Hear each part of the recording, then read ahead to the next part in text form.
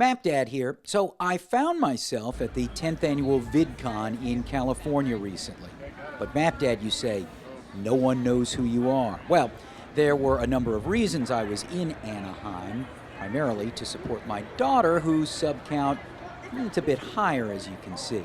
Now, she won't let me tell you what her page is.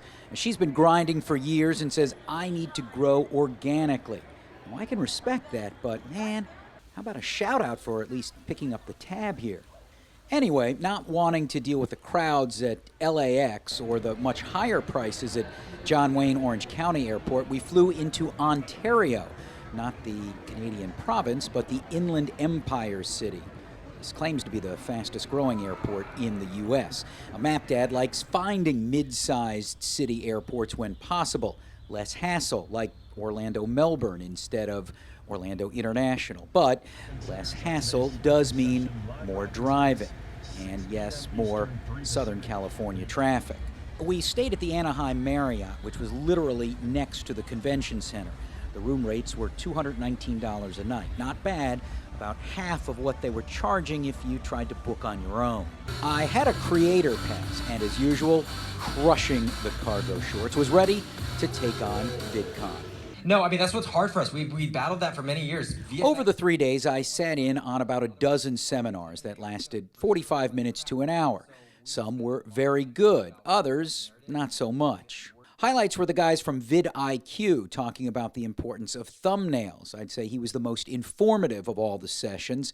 Other good ones involved finding your niche and learning more about YouTube analytics. Well, some were more entertaining or inspirational than informative. Jazza had a good session on only using your phone to create.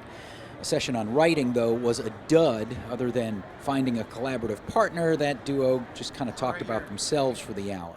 What was more fun was networking, meeting other YouTube creators of various sub-counts and finding out what got them started. In a small travel vlogging group, I had a great conversation with Adam from the Daily Woo. Great guy. I had no idea he had 330,000 subs and a very successful career seeing the country. By the way, if you get a chance, check out the Model Father and Tootsie Rolling Stone. Very cool people. Great to see you guys at VidCon. Well, VidCon is big business. Tens of thousands of people attend. Companies know that these are their future consumers. Nike had NBA MVP Giannis Antetokounmpo playing around with some kids on their sport court. While I was in VidCon most of the day, there was the opportunity to get outside of the convention center at night. What was very cool was the chance to eat at a Southern California institution. One night walked a block south to Roscoe's Chicken and Waffles. The sights and smells of the Quarter Sco hard to match. As for the taste, well, the waffles were delicious. The mac and cheese and biscuits sublime. The chicken itself, moist, very tasty, but I was hoping the skin would have some more flavor. Tasted kind of like oil and nothing else. A mild letdown, but it would not stop me from eating there again.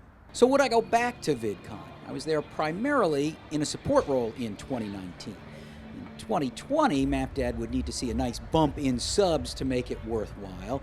I still like my day job, but if enough people eventually boosted this number, you never know. I'm MapDad, helping point your travel in the right direction.